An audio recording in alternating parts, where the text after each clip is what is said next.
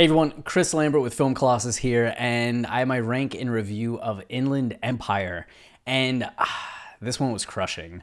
I always thought Inland Empire would be my favorite David Lynch movie.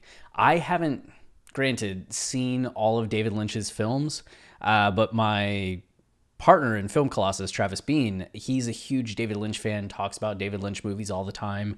And just from our conversations, I just expected Inland Empire to be my favorite, especially because of the lore around it. It's Lynch's, as of now, last movie. It's this 3-hour epic. There's so much that's just like raw David Lynch, him being completely unfettered by Hollywood and expectations, and really following up on Mulholland Drive. And Mulholland Drive's look at the horrors of Hollywood and just how stressful and terrifying it can be. The fact that it's kind of him just saying, I'm going to make exactly what I want to make in the way that I want to make it. I found all of that to be very compelling background information heading into this.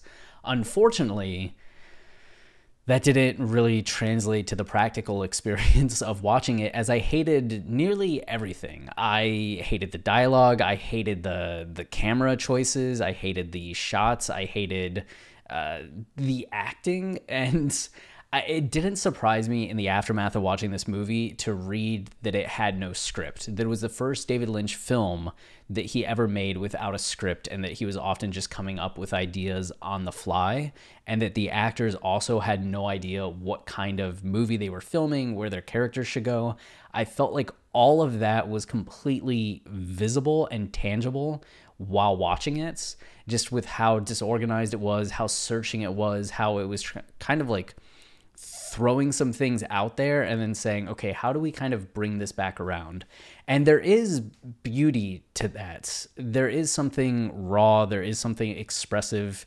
There is something pure, that this isn't just a logic game of, well, we did thing A, so we have to do thing B, that you see in a lot of genre films or just a lot of Hollywood films that are following the hero's journey kind of thing, right? There's nothing wrong with an artist figuring out the journey as they go.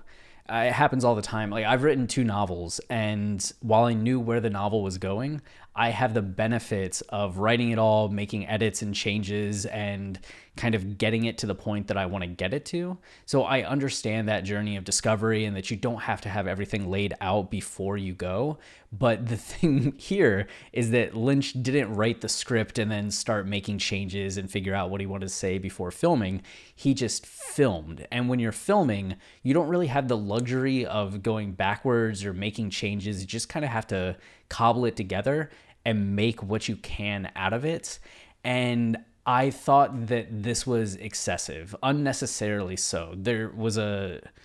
I was aware of the difference between something that's 3 hours because the filmmaker felt it needed to be and took the time to tell a story that just added up that much, versus this where it was him just kind of sifting through what he had and putting it together into something that amounted to 3 hours. I don't think it needed to be that long. It just ended up being that long because it felt right to him. And there's going to be some artistic purists that really love that, where they're just like, if he felt it had to be 3 hours, if he's throwing this stuff at the wall, and like, there's something admirable still in the ink blotness of it all, to where it doesn't have to make sense, it doesn't have to add up, it doesn't have to be logical. You're just getting to experience Lynch trying to figure out what he wants to say, and that there's beauty to that. And I do get that and why that would appeal to some people, but it doesn't appeal to me in the least. So I was incredibly frustrated through most of this. There were times I wanted to get up and go home. I was in the theater. I was watching this like 4K restoration. I thought if I was ever going to see Inland Empire for the first time, this was the way to do it. In a theater, 4K restoration. I wanted to go home so many times, but I sat there and I sat there and I sat there. And I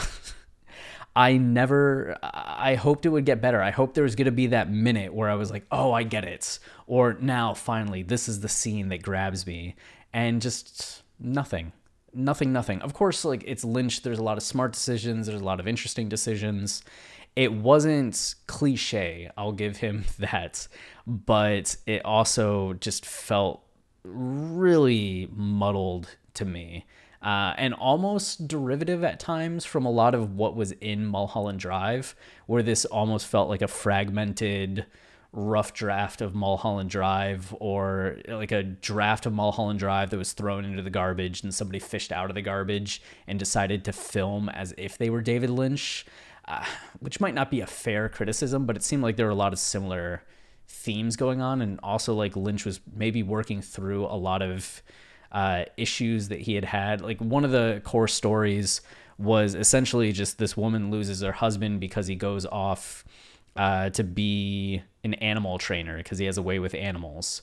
And you find out that it's not actually Laura Dern, but this other woman who's crying at the TV, and her husband comes back home at the end. I could almost get the idea that Lynch was the guy that left to go train animals, which in this respect was him making movies, essentially him coming to terms with the way that being a filmmaker had impacted his marriages and previous relationships. And it also did not surprise me to see that the year that this came out, he ended up getting married to this woman that he had been together with for years, who is one of his main editors. I don't know, Mary Sweeney. He got married to Mary Sweeney in like March or April, and they were divorced by June.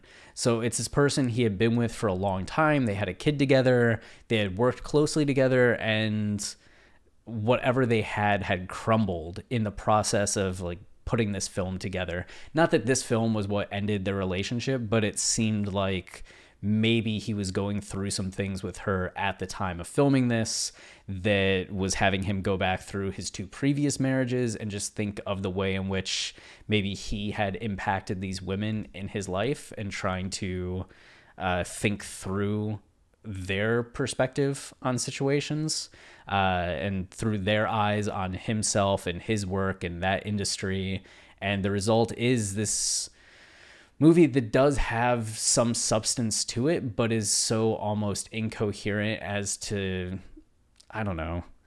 It's not pointless, but it's so infuriating that the point of it just isn't relevant to me, which is kind of a shame, because I think you could make a very compelling argument for why this movie is amazing, and I would love to hear it. And I think I'm laying the groundwork for how I could convince myself of the merit of this movie. It's just, I hated so many of the actual choices. So it's like, while I admire the concept and ideas that are there, the actual execution just left me going, no, don't do that. Don't do that. No, no, no, no, no, no, over and over again. But of course, when he has like a creepy face that appears, that's cool. Like, there's some very good Lynchian things. And then, of course, he does a great job of still making sure that the movie comes full circle. So it's like 4 frame narratives or 4 or 5 stories that are kind of framing everything. And at the very end of the movie, makes sure that he kind of